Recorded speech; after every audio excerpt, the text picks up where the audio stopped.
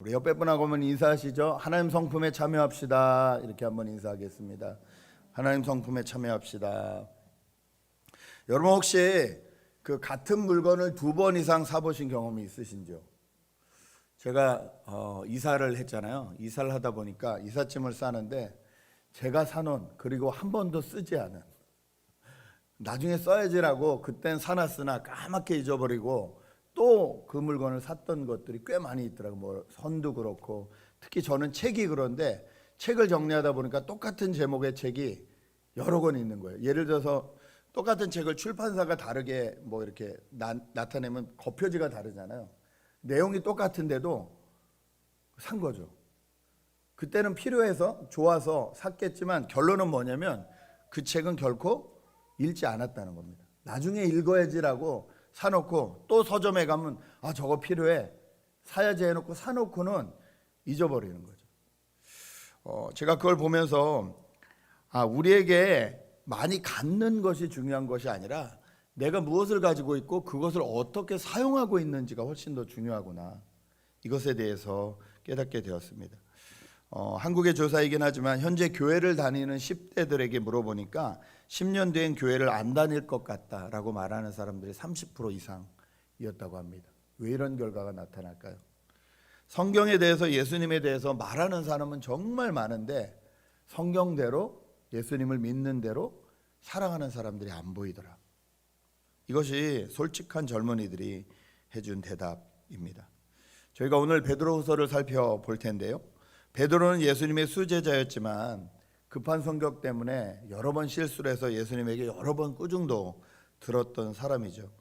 그런 베드로가 예수님이 돌아가신 후에 성령을 통해서 진짜 예수님이 주시고자 하신 것이 무엇인지 깨닫고 그 진리에 순종하고 사도로서, 제자로서 교회들을 돌보고 교회를 케어하는 일을 하다가 이 네로 황제 시대에 로마의 핍박에 의해서 순교를 당하게 됩니다. 근데 그때 순교를 당할 때 예수님처럼 십자가에 그냥 달리는 것이 아니라 전승에 의하면 거꾸로 십자가에 매달려서 죽었다고 하는 전승이 이어지고 있습니다. 베드로가 이 편지를 썼을 때의 상황은요, 외부적으로 로마의 핍박이 점점 거세질 때였고 내부적으로는 거짓 교사들이 잘못된 가르침을 줄 때였어요. 죄를 죄가 아니라고 말했어요. 이 세상에서 마음대로 살아도 된다, 이원론적인, 육체와 영혼은 분리되어 있다, 이렇게 잘못 가르치는 잘못 가르침으로 인해서 많은 교회들이 고통을 받고 혼돈스러운 세상이었습니다. 저희가 사는 세상과 별로 다르지 않습니다. 지난주에 한 자매가 아이가 옷가게에서 이렇게 무지개가 이렇게 앞에 예쁘게 놓여진 티셔츠를 보고 엄마 저거 사줘 그러는데 그걸 못 사줬다는 거예요. 혹시 학교에 그걸 가지고 입고 갔다가 혹시 잘못된 메시지로 받아들여질까봐, 아이가 혹시 잘못된 메시지로 받아들여질까봐 그 예쁜 무지개 티셔츠를 사주지 못해서 너무 마음이 아팠다. 저희가 이런 세상에 살잖아요. 여러분, 무지개가 어디서 나왔죠? 창세기에서 나왔잖아요. 노아 홍수 이후에 하나님이 약속의 증거로 우리에게 주신 것인데 우리가 그것들을 적극적으로 사용하지 못하니까 그들이 그걸 가져다가 자기들의 심볼인 양 그렇게 사용하고 있지 않습니까? 우리가 사용하지 않으면 빼앗겨 버리는 이런 시대, 이런 시대를 사는 저희들에게 베드로는 먼저 하나님의 성품에 참여해야 된다, 이렇게 말을 해주고 있습니다.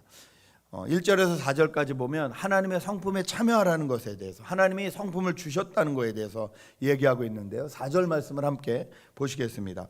그는 이 영광과 덕으로 귀중하고 아주 위대한 약속들을 우리에게 주셨습니다. 그것은 이 약속들로 말미암아 여러분이 세상에서 정욕 때문에 부패하는 사람이 되는 것이 아니라 하나님의 성품에 참여하는 사람이 되게 하시려는 것입니다. 하나님이 우리를 하나님의 성품에 참여하게 해주셨다는 거예요. 하나님의 성품을 주셨다는 거예요. 여러분, 예수 믿는다는 것은요, 하나님처럼 예수님처럼 되어가는 겁니다. 예수 믿는 것은 하나님처럼 예수님처럼 되어가는 거예요. 많은 사람들이 생각해요. 어떻게 하나님처럼 되어가? 근데 그건 저희가 속는 거예요. 성경은 분명히 뭐라고 있어요? 그리스도의 장성한 분량까지 우리가 성장해 나가는 것이 우리의 삶의 목표라는 거예요. 골이라는 거예요. 예수님처럼 되는 게 골이라는 거예요. 하나님처럼 되는 게 우리 신앙생활의 골이라는 거예요. 그런데 세상은 절대 하나님은 저기 계시는 분이고 우린 그냥 인간답게 여기서 사는 것이 마치 그게 겸손인 양, 교회 내에서도 그렇게 생각한단 말이에요. 잘못된 거래요. 신앙생활의 목표는요, 하나님처럼 되어가는 거예요. 예수님처럼 되어가는 거예요. 그것을 오늘 베드로는 하나님의 성품을 담는 거다, 이렇게 표현을 하고 있습니다. 여러분, 하나님의 성품을 담는 것이 왜 중요하냐면요, 하나님의 성품을 담느냐 아니면 오늘 본문 4절에 나와 있듯이 정욕 때문에 부패한 사람이 되느냐, 우리에겐 이 두 가지 길밖에 없습니다. 하나님의 성품을 따라가느냐, 세상의 정욕을 따라가느냐. 인간에게 이 둘 중에 하나라는 거예요. 중간은 없다는 거예요. 나는 하나님의 성품도 조금 따라가고 정욕도 조금 따라간다라고 생각할 수 있겠지만 아니라는 거예요. 그거는 정욕을 따라가면서 그냥 하나님의 성품을 따라가는 척하고 있다는 거예요. 우리에게 주어진 길은 두 가지예요. 하나님의 성품을 계속 따라가거나 아니면 세상을 따라가거나. 이것이 부담이 될 수 있는데 감사한 것은요, 이미 오늘 성경은 우리에게 이 하나님의 성품을 주셨을 뿐만이 아니라 하나님의 성품을 따라갈 수 있는 능력도 주셨다, 이렇게 말을 하고 있습니다. 4절을 다시 볼까요? 4절 말씀 다시 보십시오. 4절에는 우리에게 이미 아주 위대한 약속들을 주셨다, 이렇게 얘기해요.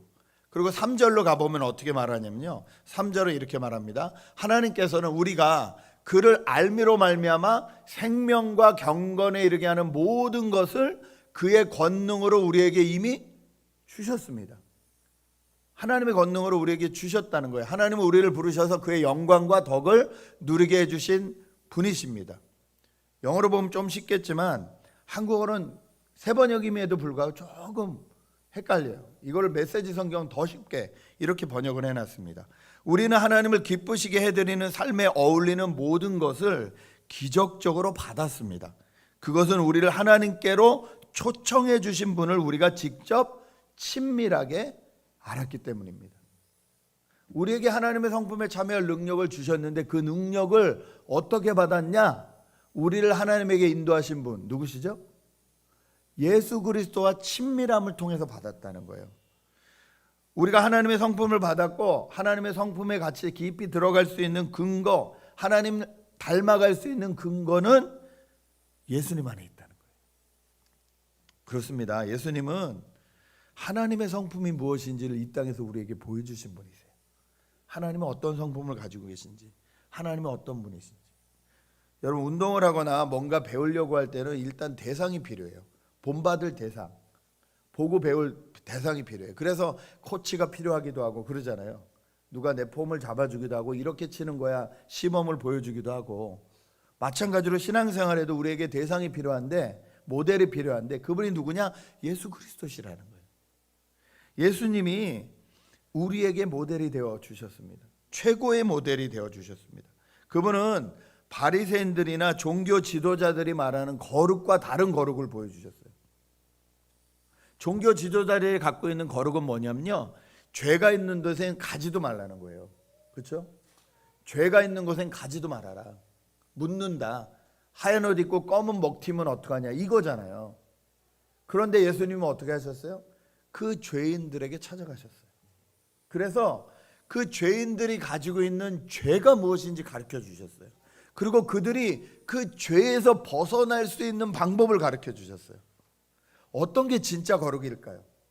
죄가 있으니까 멀리해야 된다는 게 진짜 거룩일까요? 아니면 죄는 미워하지만 그 죄인들은 미워하지 않고 그들을 사랑해서 그들이 죄에서 빠져나올 수 있는 길을 가르쳐 주는 게 진짜 거룩일까요? 예수님은 거룩에 대한 새로운 길을 우리에게 보여주셨습니다. 사랑은 어떻습니까? 예수님이 우리를 사랑하시는 방법은 그냥 말로만 하는 사랑이 아니에요.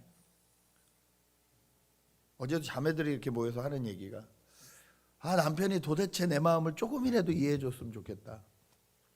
말로는 맨날 사랑한대. 하나도 안 느껴진다는 거죠. 예수님은요, 어떤 죄인에게도, 어떤 인생의 외로움과 아픔이 있는 사람에게도 찾아가셔서 그들의 말을 경청하고 그들과 대화하고 그 마음 깊은 곳에 있는 근본적인 문제를 끌어내서 그 문제를 해결해 주신 분이십니다. 사마리아 여인 기억하십니까? 5번 결혼하고도 지금 마음이 아픈 여인. 여러분, 그런 이야기들이 너무 성경에 많잖아요. 예수님의 사랑은 그런 것이에요. 그리고 결국은 우리를 위하여 십자가에 달려 죽으실 만큼 사랑을 표현해 주신 분. 그러므로 우리는 이 예수님을 친밀하게 따라다닐 때 우리는 하나님의 성품을 배울 수 있다는 거예요. 친구는 닮는다 그러죠. 부부는 더 닮는다 그러죠. 그렇다면 우리가 예수님하고 가까우면 가까울수록 우리 안에 하나님의 성품이 넘치게 될 거라는 거예요. 이미 받은 이 성품이 우리 안에서 능력으로 나타날 수 있도록. 자, 그렇다면 이 우리가 가져야 될 이 하나님의 성품을 가지고 어떻게 하라고 베드로는 계속 말하고 있나? 5절부터 보면요, 오늘 8가지 성품이 나옵니다. 이 성품은 갈라디아서 5장에 나오는 9가지 성령의 열매랑 너무 흡사해요. 다 같은 말을 하고 있는 거예요. 예수님 안에 있는, 하나님 안에 있는 다 같은 말을 우리가 가져야 된다고 하는 거예요. 이 결론부터 말씀을 드리면 이 8가지 성품은요, 그냥 안에서만 끝나야 되는 게 아니라 안에 내적으로만 내가 그냥 거룩해지고 깔끔해지고 어떤 더 훌륭해지는 사람, 이게 아니라 그것이 밖으로 나타나야 된다는 거예요. 이 성품이 밖으로 나타나야 된다는 거예요. 최선을 다해서 이 성품을 사용해야 된다, 이렇게 말하고 있습니다. 5절부터 보시겠습니다. 그러므로 여러분은 열성을 다하여 여러분의 믿음에 덕을 더하고. 처음부터 믿음에서 덕으로 가는데 그때 말하는 게 뭐냐면 최선을 다해서 믿음에서 덕을 더하라는 거예요. 이건 우리가 해야 되는 일이에요. 우리가 최선을 다해서 해야 되는 거예요. 하나님이 우리에게 이미 주셨다는 이 성품을 사용해야 되는 거예요. 노력해야 되는 거예요. 개발해야 되는 거예요. 나타나게 해야 되는 거예요. 여러분, 믿음은 하나님과의 관계를 맺는 가장 중요한 요소입니다. 하나님을 믿지 못하면서 하나님을 닮아갈 수 없어요. 하나님을 믿지 못하는데 하나님을 닮아간다? 그거 거짓말이에요. 그거는 인간이 가지고 있는 어떤 선이나 인간이 가지고 있는 도덕적인 노력일 수 있어요. 근데 여기서 말씀하시는 건 먼저 하나님의 성품, 믿음을 가지라는 거예요. 예수님은 하나님을 믿으셨기에 하나님이 맡겨주신 일을 끝까지 감당하실 수 있었어요. 여러분 생각해 보세요. 태어나면서부터 죽기 위해서 태어난 사람, 이게 얼마나 힘든 인생입니까? 태어나면서부터 남을 위해서 죽기 위해 태어나신 분 아니에요. 근데 예수님이 이 길을 계속 가실 수 있었던 이유가 뭡니까? 하나님을 믿어드렸기 때문에. 어떤 상황 가운데서도 하나님을 믿어드렸기 때문에. 우리가 하나님을 닮아가려면 하나님을 믿어드려야 됩니다. 어떻게 믿어드리고 있는가? 내 믿음은 어디에 있는가? 여기서부터 출발해야 된다는 거예요. 거기에 뭐를 더하라고요? 덕을 더하라, 이렇게 말하고 있습니다. 굿니스라고 나오는 덕은요, 도덕적인 탁월함이나 훌륭함을 말하는 거예요. 다시 말해서 사람다움인데 탁월한 사람다움이에요. 여러분, 예수님이 그 당시에 종교 지도자들과 달리 매력적이었던 이유가 여기 있어요. 예수님은 탁월하셨어요. 어떻게 탁월하셨냐? 아까도 말씀드렸듯이 이 죄의 겉모습을 보고 사람을 판단하지 않으셨어요. 그가 가지고 있는 속모습을 보셨어요. 죄인들과 어울리셨으나 죄에 빠지지 않으셨고 죄를 근본적으로 밝혀내고 용서받는 길을 끊임없이 가르쳐 주셨어요. 이게 예수님의 탁월하심이에요. 이게 예수님의 덕이에요. 여러분, 우리에게 이 덕이 필요하다는 거예요. 예수님에 대해서 말하는 사람들은 너무 많아요. 성경에 대해서도 말하는 사람은 너무 많아요. 그런데 그 사람에게 매력이 없어요. 예수를 저렇게 믿어야 된다면 난 예수 안 믿고 싶다. 저 사람이 교회를 가는 것 같은데 그냥 진짜 도장 찍고 오는 것 같다. 그냥 신앙생활을 해드리는 것 같은 느낌이 들고 저 사람 삶에 생기도 하나도 없고 뭐가 하나도 없다. 그냥 이렇게 죽어있는 것 같이 보인다. 굳이 왜 가나? 우리가 하나님을 믿고 있다면 이것이 우리 안에 탁월함으로 나타난다는 거예요. 굿니스, 여러 가지 모습으로. 정말 그 사람을 보지 않고 그 사람의 속마음을 바라볼 수 있는 훈련. 네, 이 탁월함과 덕이 우리에게 필요하다는 겁니다. 그리고 이 탁월함은 다시 지식으로 연결된다 이렇게 얘기하고 있어요. 여러분, 기독교는 절대 감정적인 종교가 아니에요. 감정을 터치해서 그렇게 통성기도도 하고 찬양은 되게 감정적인 부분이잖아요. 찬양만 1시간 내내 하고 끝나는 교회들이 있어요. 그리고 하나님 앞에 온전히 예배한 것처럼 잘못됐습니다. 그렇게 모든 온 마음과 정성과 뜻을 다해서 내가 가지고 있는 모든 감정으로 하나님을 표현해야죠. 그 다음엔 하나님이 뭐라고 말씀하시는지를 들어야 돼요. 이게 널리지예요. 이 하나님을 향한 지식이 없이 쌓이는 건 꼭 모래 위에 집을 쌓는 것과 같아요. 기독교는 반지성주의가 아닙니다. 성경을 통해서 올바로 하나님을 알아가야 된다는 거예요. 성경을 통해서 올바로 하나님을 알아가는 것은요, 남을 훈계하거나 남을 가르치기 위해서 필요한 것이 아니라는 거예요. 나를 위해서 필요한 것이라는 거예요. 그래서 뭐라고 하냐면 그 지식 다음에 나타나는 게 뭐예요? 지식 다음에 나타나는 것이 절제입니다. 셀프 컨트롤. 뭐 좀 알면 성경은 이런 거야. 기독교는 이런 거야. 넌 잘못된 거야. 그냥 자기가 묵상하고 자기가 생각하고 자기가 고민한 말로 하는 게 아니라 그냥 주워 들은 말로 해요. 그래서 또 상처를 줘요. 또 나뉘어져요. 예수 믿는 것들이라는 소리가 나오게 해요. 여러분이 지금 알고 있는 거, 배우고 듣고 경험한 모든 것들이 정말 여러분 안에 온전히 성경 말씀으로 녹아서 나오신 결론인지, 아니면 그냥 주워 들어서 문화적으로 나도 모르게 그냥 그렇게 자꾸 들어서 그냥 내가 하고 있는 말인지 한번 생각해 보십시오. 그때 우리는 내 자신을 돌볼 줄 알게 된다는 거예요. 셀프 컨트롤. 이렇게 자신을 돌아보게 될 때요, 안에서 나오는 고통이나 분노나 어려움, 그리고 밖에서 들어오는 핍박이나 어떤 어려움을 견딜 힘이 생겨요. 이것을 성경은 인내다라고 말하고 있어요. 셀프 컨트롤 다음에 나오는 게 인내예요. 여러분 잘 기억하십시오. 인내는요, 인내할 상황에서 생기는 능력이에요. 인내는요, 평안할 때 생기지 않아요. 인내는 언제 생겨요? 아이들이 내 말 안 듣다가 엄청 뭔가 큰 일을 저질렀을 때, 유리잔을 깨고 물을 다 그냥 컴퓨터에다 쏟아버리고 욱하고 튀어나오는 그때 인내를 배울 때라는 거예요. 자녀 키우는 분들 많이 보셨을 거예요. 아이와 문제가 있을 때 15초만 참아라. 15초만 참으면 뇌가 반응을 한대요. 과학적으로 15초만 참으면 된대. 거기서 욱하지 말고 그 자리를 피하든지 어떻게 하든지 15초만 가만히 있으라는 거예요. 그럼 이성적이 되는데, 거기서 또 한 번 15초를 참으면 아이하고 대화를 나눌 수 있게 된다는 거예요. 이게 안 되잖아요. 저는 이 인내가 안 되잖아요. 15초가 안 되잖아요. 30초가 안 되잖아요. 욱 나와버리잖아요.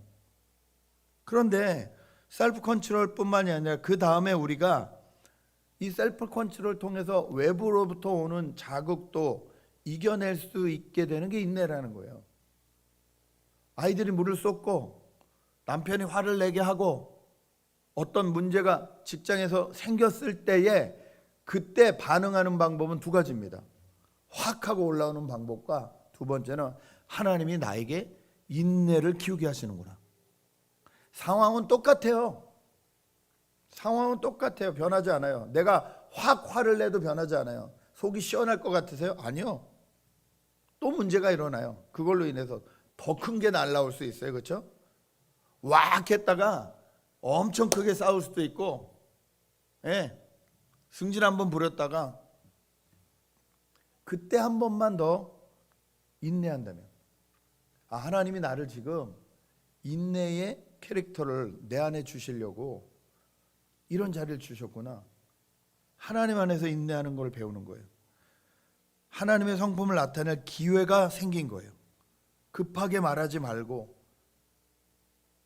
하나님의 뜻을 찾으면서 예수님의 고난을 묵상하면서 조금만 참는 연습을 하라는 거예요. 여러분, 이 인내가 우리에게 너무 중요한 이유가 뭐냐면요, 이 인내하는 시간을 통해서 우리는 우리의 한계를 깨닫는다는 거예요. 여쭙겠습니다. 예수 믿은 지 몇 년 되셨습니까? 만족하십니까? 예수 믿은 지 10년이 됐는데 내 캐릭터는 거기까지 자라 있습니까? 남들이 보기에도 괜찮은, 하나님이 보기에도 인정할 만한, 스스로도 자랐다, 성장했다 할 만큼 내 안이 다듬어지고 있고 그것이 나타나고 있냐는 말씀이에요. 여러분, 그렇지 않다면 이 인내의 시간을 통해서 우리 한계를 깨달아야 돼요. 인간이 고통이나 고난을 통해서 자신의 한계를 깨달을 때 우리에게 주어지는 감정이 하나님을 향한 두려움과 경건함입니다. 이런 나를 사랑하시는구나. 10년이 지나도 20년이 지나도 여기밖에 성장하지 않는, 아마 우리 자녀들이 10년 20년인데 요만큼밖에 성장 안 했다 그러면 우린 막 화를 낼 거예요. 막 내가 여태 널 밥 먹인 게 얼마고, 내가 너를 위해서 뭐 돈을 안 줬니, 공부를 안 시켜줬니, 뭘 안 했니, 왜 너는 이것밖에 안 되니. 우리는 그렇게 말하고 싶을 텐데 하나님은 우리를 참고 계시거든요. 이런 우리를 아직도 사랑한다고 말씀하시는 거거든요. 인내를 통해서 하나님을 바라보게 된다는 거예요. 그것이 경건함이에요, 여러분. 내 한계를 깨닫고 하나님을 다시 바라보는 것. 하나님을 무서워하는 게 아니에요. 내 한계를 깨닫고 하나님을 바라보는 것. 이 경건함이 우리 안에 있어야 된다는 거예요. 아, 진짜 하나님이 하나님이시구나. 어떤 상황 가운데서도 하나님은 나의 하나님이시구나. 이게 경건이라는 거예요. 이 경건이 있어야 사람 위에 사람이 없고 사람 아래 사람이 없게 됩니다. 이 경건이 있어야 흑인이든 백인이든 아시안이든 어떤 인종의 사람, 어떤 색깔의 사람, 남녀노소 구별 없이 똑같이 대하는 마음을 우리가 가질 수 있게 됩니다. 그것이 오늘 말하는 우애입니다. 성도 간의 우애. 여러분, 하나님의 성품을 가진 사람은요, 사람을 차별할 수 없어요. 이건 훈련돼야 돼요. 여러분, 주변에 있는 히스패닉이나 여러분이 생각하시는 그분들에게 여러분 존댓말 하십니까? 반말 하십니까? 대화가 안 돼서 말을 안 하죠. 예. 그런데 속으로는 그 사람을 룩 다운 하십니까? 아니면 나하고 똑같이 또는 나보다 더 높게 그분들을 존중하고 계십니까? 제가 저희 아들한테 많이 배우는 게 뭐냐면요, 그냥 말해도 될 텐데 얘는 누구 사람을 얘기할 때 존댓말을 써요. 한국말로. 저하고 설명을 할 때 그 멕시칸 친구 누가 있었어? 라고 말하지 않고 멕시칸 그분이 이렇게 말씀하셨어 라고 한국말로 해요. 제가 그 참 큰아들한테 제가 그런 건 많이 배워요. 쟤는 인간을 존중하려고 하는구나. 근데 나는 내 마음에 좀 안 들면 저것들 그냥 뭐 문화가 저렇고 이러면서 자꾸 룩다운 한단 말이에요.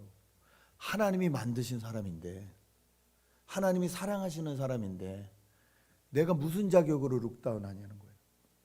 하나님을 향한 경건함이 없으면 우애는 있을 수 없어요. 그리고 그 우애를 넘어선 사랑이란 불가능한 일이에요. 오늘 베드로는 이 험하고 힘든 세상을 살아가면서 믿음으로부터 출발해서 사랑에 이르는 8가지 하나님의 성품을 우리가 적극적으로 활용하라고 얘기하고 있어요. 적극적으로 나타내라고 얘기하고 있어요. 여러분, 이것이 이 험한 세상을 살아가는 유일한 방법이기 때문에 그래요. 아까도 말씀드렸잖아요. 이 하나님의 성품을 훈련하고 사용하지 않으면 우리는 세상이 말하는 것들을 따라갈 수밖에 없어요. 그리고 그 결과는 또 다른 아픔과 분쟁이에요. 8절에는 이렇게 경고합니다. 이런 것들이 여러분에게 갖춰지고 넉넉해지면 여러분은 주 예수 그리스도를 아는 일에 게으르거나 열매 맺지 못하는 사람이 되지 않을 겁니다. 성품을 따라가면 게으를 수 없다는 거예요. 성품을 따라가면 열매 맺지 못할 수 없다는 거예요. 반대로 성품을 따라가지 않으면 시간이 남아도는 거예요. 성품을 따라가지 않으면 신앙생활 아무리 오래 했어도 열매가 없는 거예요. 한 친구가 얘기를 합니다. 교회 처음에 개척을 하고 으쌰으쌰 할 때는 뭐든지 감사하고 뭐든지 그냥 이게 살아있어서 세포가 하나하나 다 반응하듯이 찬양 한 곡에도 말씀 한마디에도 그렇게 반응을 하다가 이제는 한 7년쯤 지나니까 너무 이게 루틴해진 거죠. 별로 감흥이 없는 거예요. 별로 긴장도 없는 거예요. 옛날엔 뭘 하나 하다가 좀 틀리면 이렇게 생각을 했는데 이제 뭐 그럴 수도 있지 뭐 그냥 뭐 가족이 되었다는 면에서 너무 좋을 수 있지만 이 긴장감이 없는 거예요. 긴장감이 없는 것까지는 좋았는데 그 긴장감이 없으니까 그 다음에는 어떻게 되냐면 심심하다 생각이 드는 거예요. 그러니까 지금 자꾸 밖을 바라보는 거예요. 딴 데 뭐 재밌는 거 없나. 하나님의 성품이 내 안에 훈련되지 않았음을 우리가 하나님의 성품을 훈련하는데도 우리 인생이 모자른다는 거예요. 시간이 모자른다는 거예요. 그런데 이걸 훈련하려고 생각하지 않고 그냥 교회에 잘 나오고 교회에서 열심히 봉사하고 하는 걸로 나는 그리스도인이다 라고 말하는 순간 세상에 가서 빡 부딪히면 아유 나는 저런 사람처럼 되지 않을래. 아예 예수 안 믿을래. 이렇게 된다는 거예요. 젊은 아이들이 10년 뒤엔 교회 안 다닐 것 같아요. 여러분 예수를 믿는다는 것은 하나님의 성품에 참여하는 겁니다. 적극적으로 참여하는 겁니다. 이건 하나님의 성품이 있어두고만 없어두고만의 문제가 아니에요. 우리에겐 생사의 문제예요. 내가 하나님의 성품을 닮아가지 않으면 믿음의 덕을, 덕의 지식을, 지식의 절제를, 절제의 인내를, 인내의 경건을, 경건의 형제우애를, 형제우애의 사랑이 나타나지 않으면 이 세상을 따라갈 수 있다는 거예요. 마지막으로 베드로는 이 성품 훈련은 우리가 하나님의 부르심을 깨닫고 하나님 나라를 살아가게 해주는 방법이라는 거예요. 여러분 날마다 하나님 나라를 살고 계십니까? 더 쉬운 말로 날마다 천국이십니까? 여러분의 가정이 날마다 천국이시고 여러분의 일하는 일터가 날마다 천국이시고 여러분의 부부관계, 자녀관계, 모든 인간관계가 날마다 천국이십니까?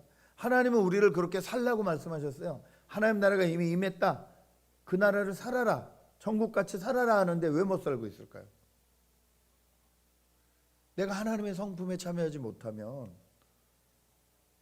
내가 하나님 나라를 누릴 수 없는 거예요. 더 심하게 말씀드리면 하나님 성품에 참여하지 못하면요 내가 구원받았는지도 헷갈려요. 보십시오. 9절에 이렇게 말합니다.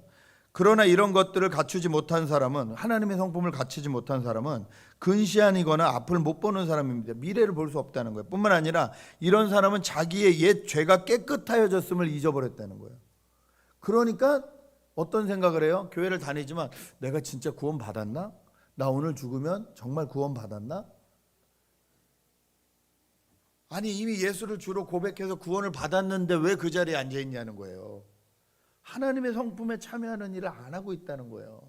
구원받고 땡. 여러분 진짜 구원받고 땡이 있을까요? 자, 부부가 결혼했으니까 이제 땡. 결혼했어요. 결혼식 했어요. 땡. 법적으로 부부예요.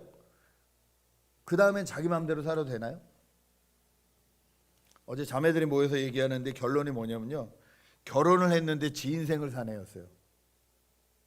결혼을 했는데 결혼 생활을 같이 해야 되는데 결혼을 했는데도 남자들은 자기 인생을 산다는 거예요. 자기 시간, 자기 거 이거를 자꾸 주장한다는 거예요. 결혼했으면 같이인데 그래서 자기 시간이라고 생각하는 거를 이게 침범당하면 되게 화를 내고 힘들어하고 한다는 거예요. 여러분 결혼에는 자기 시간이 없는 거예요. 제가 주례 때 많이 하는 말이 있어요. 남자와 여자가 합해서 100을 이뤄야 돼요. 근데 100 더하기 100이 되려면 어떻게 해야 돼요? 100 더하기 100이 100이 될 수는 없잖아요. 그렇죠? 그 100 더하기 100이 합해서 100이 되려면 어떻게 해야 되죠? 50씩 버리고 와야 돼요. 그 50에 뭐가 있어요? 내 시간이 있는 거예요. 내 자유가 있는 거예요. 이거 놓고 와야 그래야 100으로 살 수 있는 거예요. 근데 이걸 자꾸 까먹고 자꾸 옛날 것, 옛 모습으로 돌아가려고 하는 거예요. 그러니까 내가 뭘로 부르심을 받았는지 모르는 거예요. 내가 아빠로 부르심을 받았고, 내가 이 집안의 가장으로 부르심을 받았고, 내가 엄마로 부르심을 받았고, 그걸 위해서 내가 놔야 되는 것이 이거고 훈련해야 되는 하나님의 성품이 이거다라는 것을 깨닫지 못하면 하나님 나라를 살 수 없어요. 맨날 싸우는 거예요. 거기서 하나님 나라를 살지 못해요. 너는 어쩌고 너는 어쩌고 서로 다 할 말이 있어요. 아니라니까요. 우리의 부르심은 뭐예요? 이 가정이 하나님 나라를 경험할 수 있도록, 우리 아이들이 하나님 나라를 경험할 수 있도록. 한 자매가 정말 화가 나서 남편한테 소리를 질렀더니 애가 눈치를 보더래요. 그러고 말하더래요. 또 둘째는 아무것도 모르니까 엄마 왜 울어? 막 이렇게 하니까 첫째는 그걸 부인하더래요. 엄마 우는 거 아니야. 애한테 충격인 거예요. 엄마가 울고 소리 지르는 게. 이거 부인하고 싶은 거예요. 그 아이에게 천국을 만들어 주라고 우리가 하나님 앞에 불림받은 자리잖아요. 그런데 우리 안에 하나님의 성품이 없으니까 그 아이가 경험하는 건 천국이 아니잖아요. 이런 아픔들이 얼마나 많습니까 지금. 여러분 예수 믿는 걸로 땡이 아니라니까요. 정말 예수를 믿으셨다면 하나님의 성품에 자라가야 돼요. 지난주 말씀드렸듯이 과거가 나를 붙잡지 못하게 하세요. 하나님의 이름으로 선포하시고, 과거는 주님께서 다 해결하셨다는 걸 선포하시라니까요. 그리고 어떻게 해야 돼요? 하나님의 부르심이 무엇인가를 깨닫고 성품으로 하나님 나라를 살아가는 연습을 하라는 거예요. 지난주에 유튜브를 하나 봤는데 거기서 한 자매가 목사님께 질문을 했어요. 집안의 종교가 달라서 맨날 싸운대요. 어떻게 해야 되냐고. 그 목사님 너무 좋은 말씀을 하시더라고요. 첫 번째, 그분이 하시는 말씀을 잘 들으라는 거예요. 뭐라고 하시는지 정말 마음을 다해 들으라는 거예요. 이게 왜 필요하냐면 기독교가 그랬다는 거예요.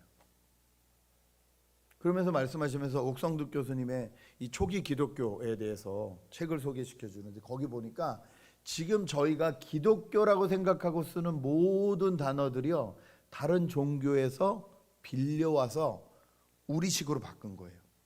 예를 들어 여러분, 하나님이 어디서 왔을까요? 하나님.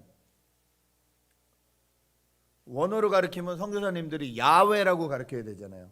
엘로힘이라고 가르쳐야 되잖아요. 엘로힘이 계십니다. 야훼가 계십니다. 못 알아듣잖아요. 그러니까 한국에서는 그 엘로힘 야훼의 관념을 어떻게 쓰는지 살펴봤더니 무속신앙에 있는 사람들이 하날림이라는 단어를 쓰고 있었던 거예요. 한국에서 하날림, 니은에다 점 찍고 리을. 하날림이라는 단어가 이 하늘에 있는 최고의 윗분이라는 뜻으로 한국 사람들이 쓰고 있구나. 그래서 그 단어를 가져다가 야훼, 이걸 하나님이라고 표현해 주기 시작한 거예요. 중국은 하나님을 뭐라고 부르는지 아세요? 하나님을 상제라고 불러요. 윗상제에다가 제상제자. 그 사람들은 제상, 왕이 제일 큰 거잖아요. 왕 위에 계시는 분이다. 이렇게 빌려서 하나님을 설명하는 거예요. 그렇게 설명할 수밖에 없잖아요. 그래야 이해가 되니까. 은혜라는 단어 우리 얼마나 많이 씁니까? 그렇죠? 이 은혜라는 단어 어디서 왔는지 아세요? 불교 용어에서 온 거예요. 그러므로 종교가 부딪히거나 어떤 문제가 생길 때 일단 그분들의 말씀을 잘 들어보라는 거예요. 뭐라고 하는지. 들으면 그때 차이가 보인다는 거예요. 차이가 보이고 차이에 대해서 내가 잘 알고 있을 때 그때 어느 날 그분들이 질문하실 거라는 거예요. 두 번째로. 기독교는 뭐라 그래? 이거에 대해서. 마치 제가 2주 전에 경험했던 것처럼.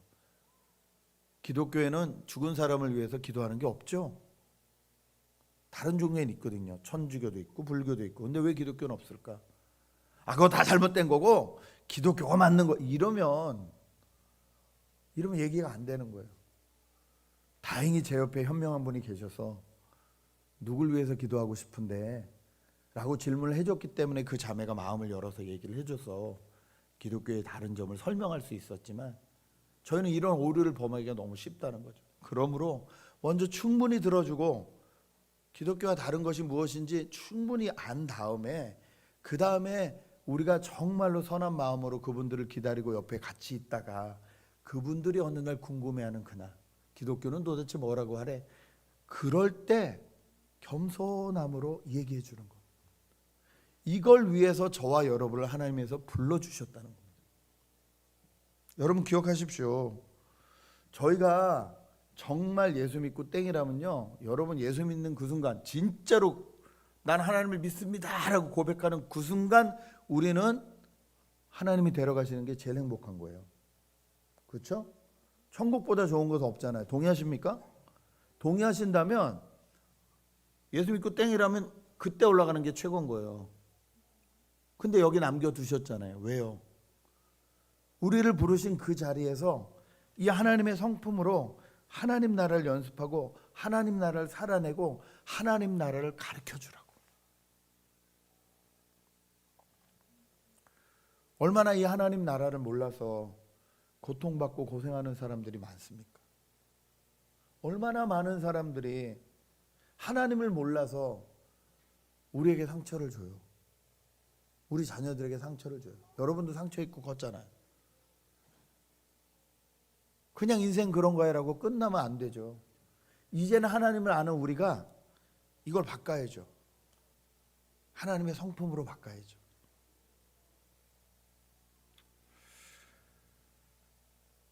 우리 안에 하나님의 성품을 연습하는 것, 우리 안에 하나님의 성품을 적극적으로 사용하는 것, 이거는 저희가 정말 이 땅 가운데서 그리스도인으로 살아낼 수 있느냐 없느냐의 중요한 문제입니다.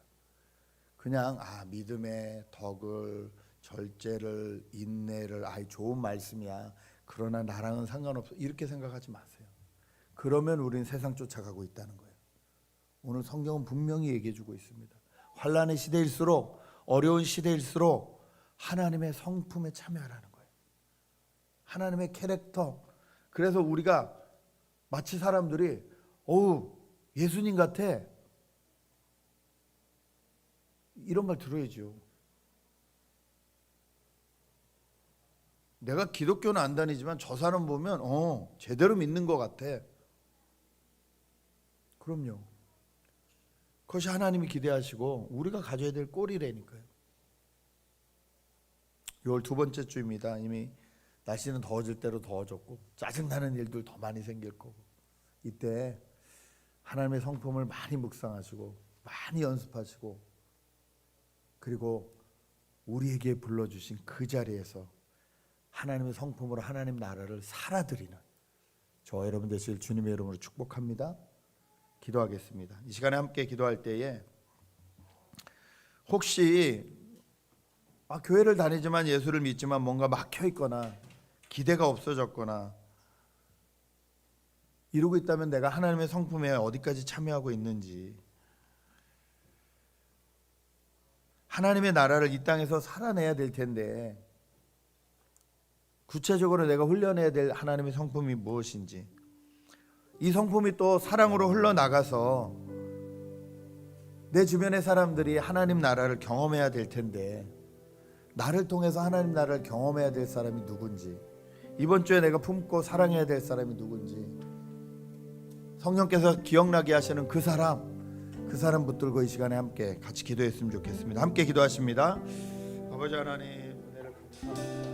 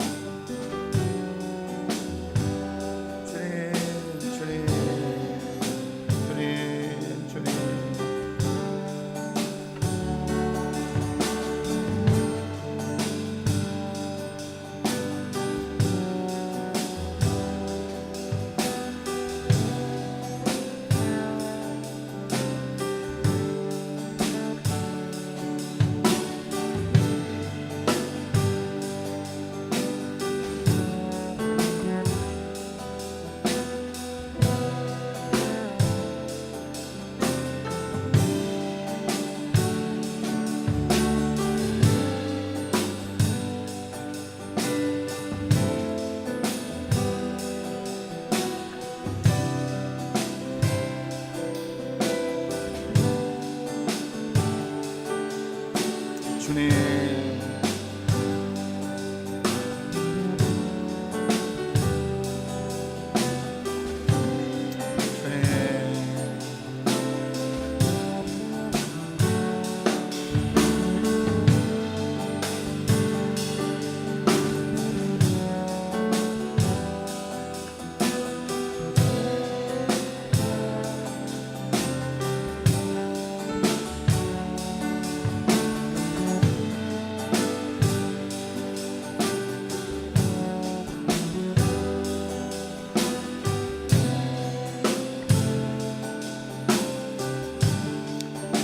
우리 한 번만 더 같이 기도하겠습니다. 하나님 앞에 예배를 드리기 불편한 많은 작은 교회들을 위해서 이 시간 한 번 더 기도했으면 좋겠습니다. 이 더운 날씨에 야외에 나가서 예배 드린다는 것이 쉽지 않을 텐데, 코로나로 인해서 많은 교회가 문을 닫았지만 그럼에도 불구하고 하나님을 예배하기 원하는 그들에게 주님 은혜를 허락하여 주십시오. 하나님 교회들이 늘어나게 도와주십시오. 20명, 30명 작은 교회들이 더 많이 늘어나서 이 땅 가운데 하나님이 없다고, 하나님을 모른다고, 필요 없다고 말해서 고통당하며 사는 그들에게 하나님 나라를 경험할 수 있게 주님 그런 교회들이 계속 세워지게 도와주십시오. 그렇게 기도했으면 좋겠습니다. 저희 공동체를 위해서도 기도했으면 좋겠습니다. 하나님, 다음 세대들이 10명이 넘게 있는 아이들이 너무 감사한데 이들을 정말 품고 이들에게 하나님의 성품을 가르쳐줄 하나님, 또 사역자들이 필요하고 리더들이 필요하고 교사들이 필요합니다. 주님, 우리 세대에서 끝나지 아니하도록 주님 은혜를 허락하여 주십시오. 우리가 먼저 가정에서 그렇게 훈련시키고 내가 먼저 훈련되고 하나님 나라를 같이 살아갈 수 있는 교회 되게 해달라고 우리 LA에 있는 교회들을 기억하면서 한번 축복하며 기도하면 좋겠습니다. 기도하시겠습니다. 아버지 하나님,